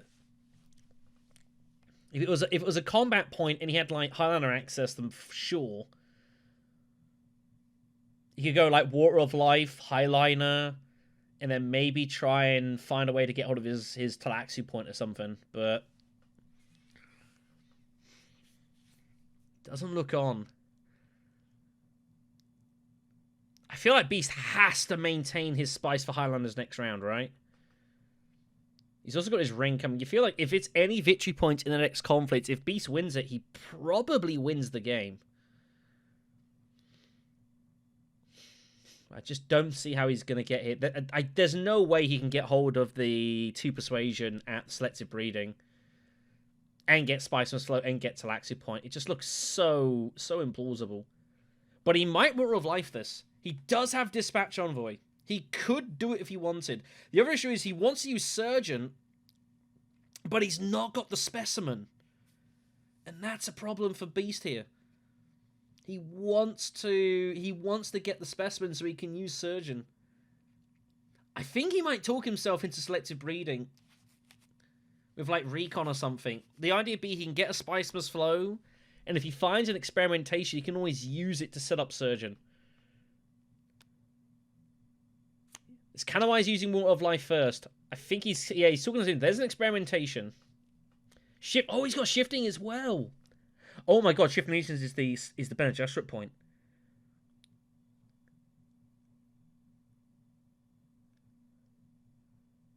Oh my god, he's got Dispatch Envoy with shifting allegiances. Oh my holy goodness. Triple Bump City. You could definitely go for an alliance. 1, 2, 3, 4, 5, 6, 7, 8, 9, 10. He's got 12 persuasion. He's got bags of it. He could legitimately just go shifting allegiances to the Fremen and charge it, but I feel like he wants to go for an alliance, I feel like. But it's a very, very precarious move. It's why he's just going to go experimentation with selective instead. It's why he's going to do it this way instead here. He's going to look for his experimentation. Oh my god, he finds it. Is this game over? Oh my goodness me. If he bumps up, I think the game is over. Experimentation 7 is going to give him 8 point. Oh my goodness me. This match is over. Beast is winning this in 6. Spice Must Flow. Oh, he's already got it. Oh my goodness me, yeah. Surgeon is going to get... Oh, but then he can't get this thing. No, I'm lying. Sorry, everyone. Get excited there. No, if he uses the Surgeon, he loses the Specimens, of course. I don't think he can end it. He can get to, like, 9. He's going to be agonizingly short. Here comes Helena at Research Station. But Beast is strong favourite here. Guild Ambassador is found for Helena. Oh my goodness. She pings it. Oh, but she needs the spice and her Diplo's in her hand.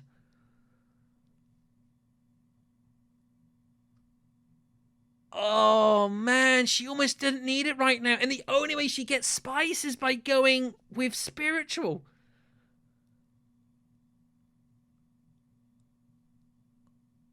Oh, man.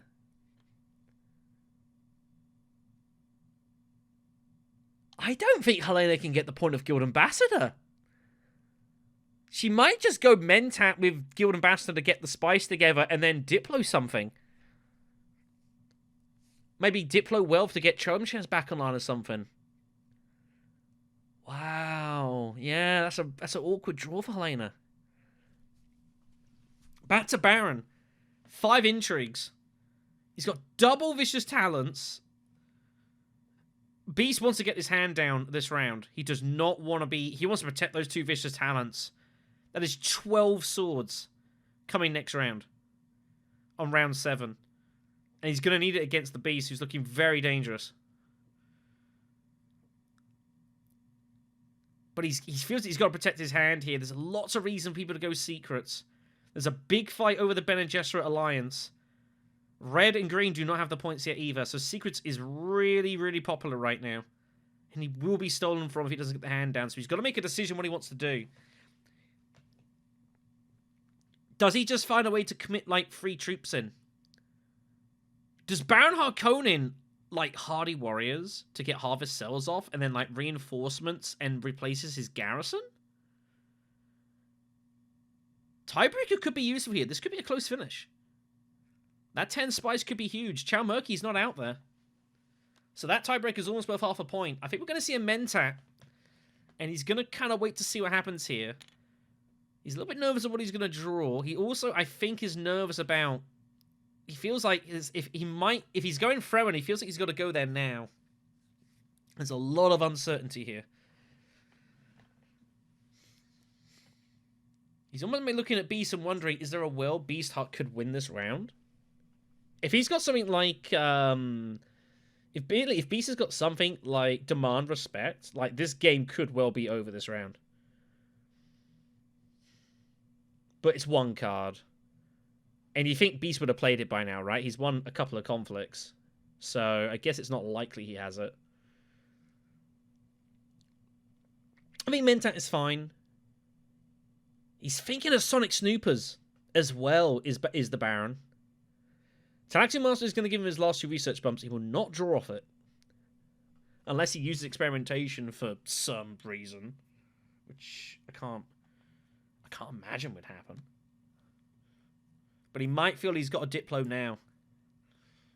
Maybe he feels if he can put pressure on Tezia's Fremen Alliance, it takes some heat off of Bene Gesserit. It's kind of pseudo-defense. Best way to defend my alliance is to attack yours and make it really uncomfortable. Like, if you go Hardy Warriors, Helena would almost have to respond at Steel Suits, right? You know she's got the guaranteed access, but you're just kind of trying to slow her down here. I think Hardy Warriors is coming. Ooh, Steel Suits it. That's the other alternative. You could also Steel Suit it. Baron's not committing anything? Oh, he might just... Baron Harkonnen might legit just reinforcements to just get Harvest Cells off. He might actually do that. That also works. Just paying for the intrigues, basically. Tezia is forced to go Hardy Warriors. Whether she wants to or not. It's mandatory defense. So Tezia basically just garrisoning. Problem is Tezia is not that likely to win. She's going to get stuck in here. She feels well she might as well. Kind of coincidental. Helena's not too happy about this. It's not worked out nicely for her. She's got problems.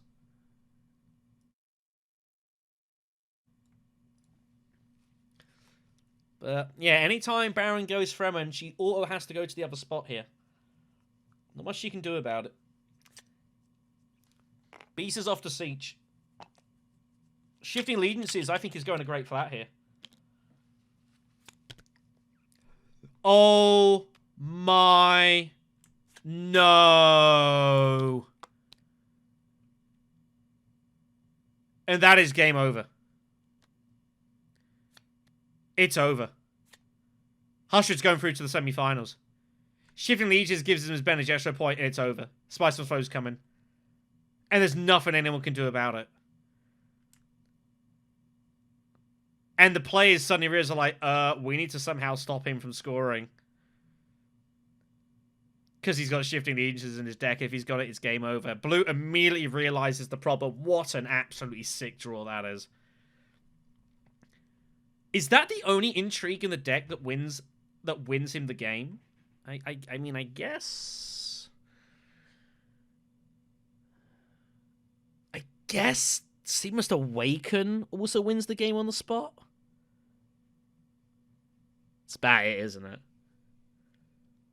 That is absolutely... Oh, I guess Finding Grand Vision. There's a couple of cards, but that is disgusting.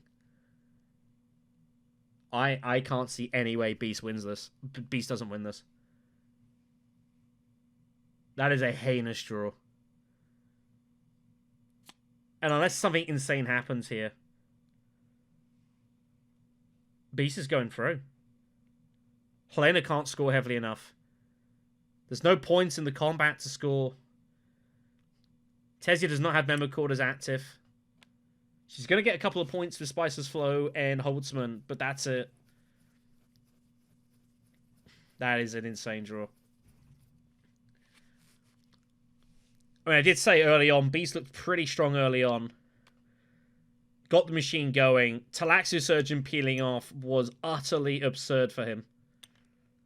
Helena finds Guild Ambassador here to Mentatch. The right call, but it's not going to matter here. What an insane draw that was. I feel like there's a sense of inevitability here. I get the impression the players, I think they know it's coming. If he has Scientific Breakthrough in his hand, it's game over. If he's got Infiltrate to Bene Gesserit, it's game over. If he's got... I mean, you think as well with Beast, like he got the dub, he got Bribery in Guild Ambassador at the start as well. He got given a bit of shipping by Tesia, who opted to go Great Flat. Stars have aligned for Hustred, but he's also played pretty good. Made certain of the battles. Drew some good cards. No doubt about that. But Hustred's surely going through to the semis here.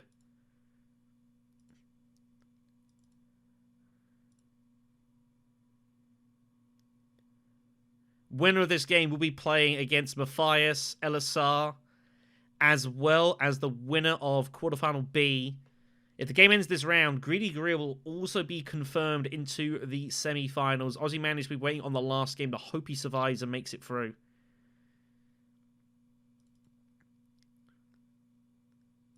It means Greedy Gorilla will go through to semi-final B against Blackstone, Badger, and Yasmat. What a match that's going to be. My God.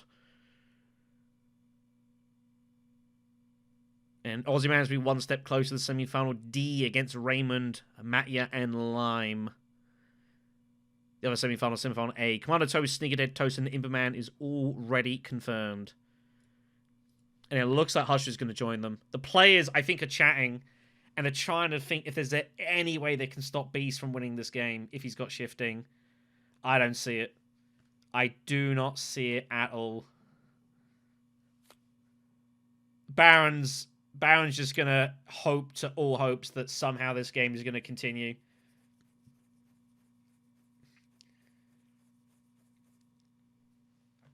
But there's naught to be done here. An absolutely disgusting draw of illicit dealings.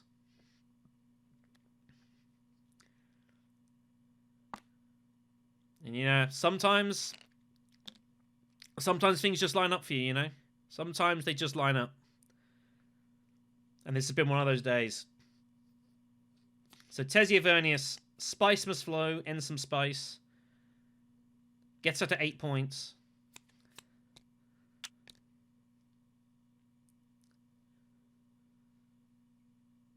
But there's no end games that's even threatening Beast here. And that's it. And they now know it's over. Yep. They know it's GG. What can you do? It's kind of a shame. I was looking forward to round 7. I thought it was going to be really fascinating to see what happens. But Beast pings, 8-ball corner pocket.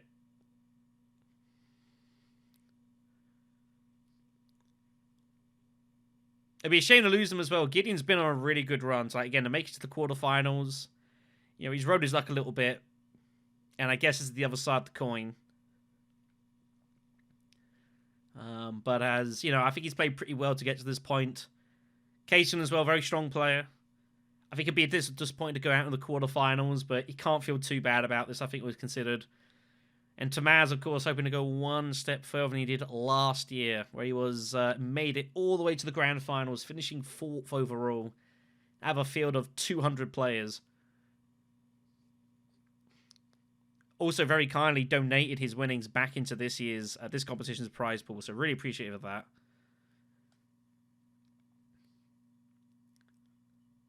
But it's going to be the end of the road for them.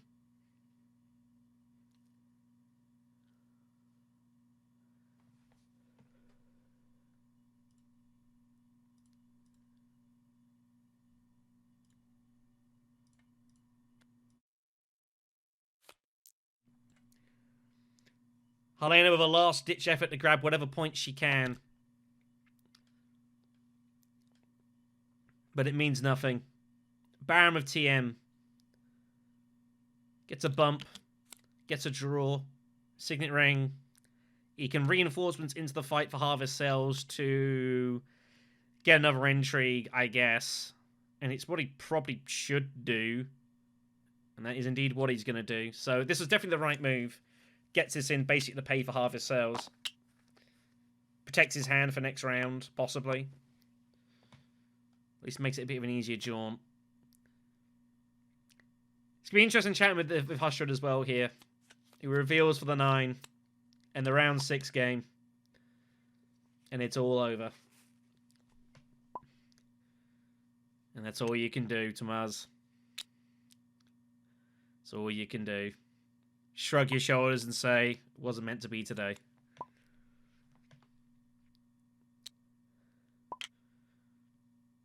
Yeah, he knows he ran well, and he did run well. I think he also got given a couple of breaks here as well, but you can understand why people admit, Tesia going great flat was not an outrageous move. The stars aligned. And he's one step closer to the grand finals.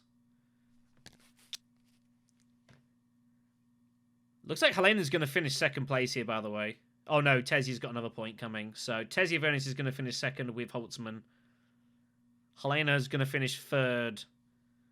A disappointing for Tomas here. Had the deck. He just needed another round. But the game ends in round 6. Sometimes there's just not much you can do. Well, Helena was looking for specimens. I guess that one does make them, but Baron might as well play a talents here, I guess. He'll take the win. But yeah. I guess a little bit anticlimactic, you could argue this. And yeah, it's a little bit of a shame that, we didn't see a round 7. I think it would have been really interesting. But Beast was always looking strong here. And found all the goods. Beast moves on to the semi-finals. But yeah, it's obviously just in summation, looking at the game here. Yeah, obviously, I think Green's probably in the same spot as everyone else. Not a lot you can do about that, I guess. Yeah, it was a super quick game. And there are lots of powerful cards also that turned up after a few buys that I couldn't do anything about. Yeah, I mean, I gotta say, it was looking very ugly for you early. Guild Ambassador gave you half a chance to get back in Patronum shares. There was ways to try and make it happen, but yeah, obviously really difficult. Obviously a lot of powerful cards. Baron's deck's pretty strong. Tezzy's got a lot of faction access, and Beast was just picking up points pretty regularly. And yeah, Surgeon coming up was huge. Yeah, I'm surprised I didn't come in last. I mean, you can't feel too bad about it, I guess. Yep. As far as I'm concerned, I think you've had a pretty good run. Meeting our course. Yeah, absolutely. I'm glad I made it to the quarterfinals. I think that to me is a win. So anything else is icing on the cake. So this was great. Thanks again for organizing. I had a blast. Yeah, that was actually a good game. Almost all have some chances, but yeah. So I got my points from victory, and the tricks was very good. So that's basically to make it too fast. Yeah, there was a couple of chances people I think could have gone different directions. I legit was thinking that Tesia round 2 might legit have gone Hager base and Highliner immediately, because there was going to be so much competition for shipping, but she opted not to do that in the end, trying to find a ring off select, which I guess was also fine. But I thought Tesia might do that off raid stockpiles, just be fairly resource heavy. Yeah, Tesia, I also thinking about this option for Tesia, but I didn't need to. And it was mainly just battling between you and Baron, and Baron found the firepower, but unfortunately it was just a little bit too late for him. By the time he got it online, it was pretty much too late, and you'd already kind of found it. Well, I also was kind of happy with my position, so I was going to last round with Highliner and 4 troops in reserve with cards to draw. So anyway, even if I didn't draw this lucky bit, also it was like good chances for me. Yeah, any victory points in the combat, like you're feeling pretty good for round 7. Well, Whack it in. even if it's not a victory point combat, so I could just like make a Spice Must Fall because I have like draw 2 cards and a dagger for high cancel. So Yeah, you've got Fopter as well, and obviously whatever else. Yeah, so you had plenty of options and a lot of chances, definitely. But well, I didn't need any of it. You just banged off the intrigue immediately and put an end to it.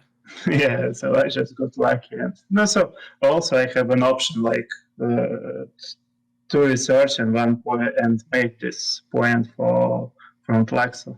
So there was plenty of option for me to make 10th point, maybe even more if I get lucky. Yeah, So exactly.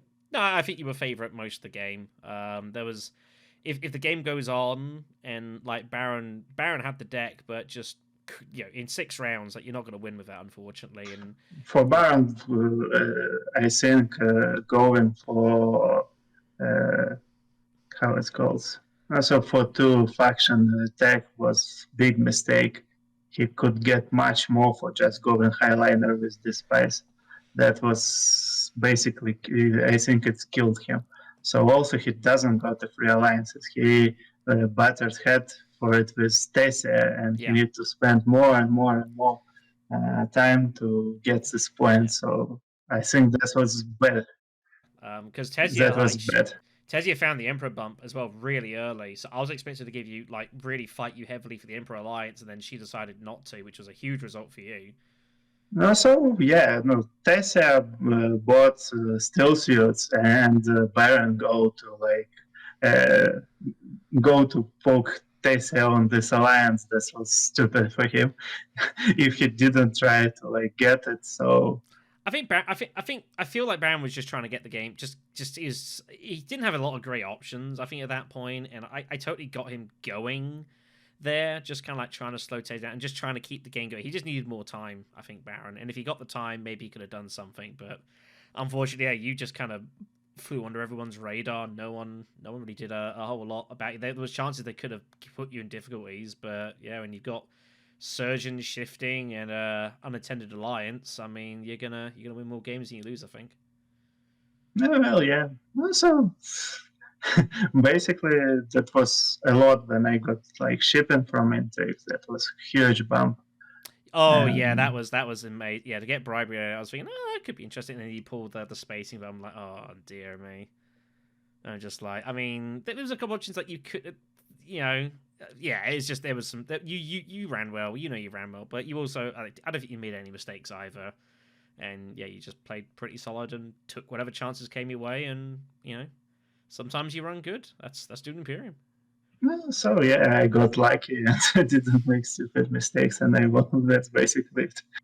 Well, I think it's what it's about. Sometimes it's just cutting out those kind of those unforced errors. I think that's a lot of what Dune Imperium playing competitively is about. Is just playing solidly, not giving obvious chances to your opponents, and when they do make errors, like taking advantage. And that's kind of what it felt like looking and watching what you were doing. You just played kind of what you saw, and you didn't try to make it too complicated. You played pretty straightforward, and just kind of let the table play out. And obviously, yeah, pulling like some of the injuries, it obviously makes life a lot easier. But well, I also was Beast, so Beast is not a kind of character for a kind of play. I just brute force my way to victory. Yeah, but Beast can do that. When if Beast can get multiple things going, like he's incredibly strong. And like Baron obviously went really heavy faction, but didn't have a lot else going on. Tesia was starting to look a little bit threatening towards the end, but if she gets another turn. Tesia didn't go Swordmaster, and that was the issue. Yeah, she committed for Memo Quarters with the Dreadnought, which was a brave move. I don't know if that was right or not. I don't hate the move. So, like from my experience, so the problem is this style of Tesia, you easily get like 8 points, but after it you don't have options to go to 10 actually. So you like got like 2, maybe even 3 alliances and 1 point from Plax. But no combat, no. So Tessia have Spice Mass Wolves, yes, from rare kinds. So She had the Talaxi point coming as well next round. I think if this game goes another round, like Tessia is there-ish or thereabouts. yeah, maybe it would be okay. And so with 2 actions, it's hard to like put too many factions. So you I'm just surprised there weren't more alliance fights, especially with Tessie and Baron. Seems Well, I like mean, they factions. I mean, they scrapped in Bene Gesserit and Fremen eventually. Yeah, I guess but no one tried to take my guild alliance. Oh, and there was definitely chances. Like, you know, Beast had obviously had Dispatch and Shifter. He could have done all sorts of crazy stuff, but just played, you know, but played just the right moves. So, and no one tried to take Red's Emperor alliance. no, Tessia definitely could have gone for it. But no, well, actually, you don't try to take alliance from person with shifting. It ends badly. Yeah. So you just waste resources. But if the game is on the line. yeah, it also slows you down. Like if she goes for your Emperor alliance, like you can't score your point elsewhere, and the game carries on, and maybe it buys her enough time. So that's true. But problem is you also losing momentum, and here is not like was a fight between 2 players. So if they spend all her time on fixing me in place, Baron just wins. Well, I mean that's the way it goes sometimes, you know. Yeah. The way it goes. So you know, but anyways, congratulations, and we'll see you in the semis. Yeah, thank you. Thanks. Take care, guys. No worries. Have a good day. Goodbye.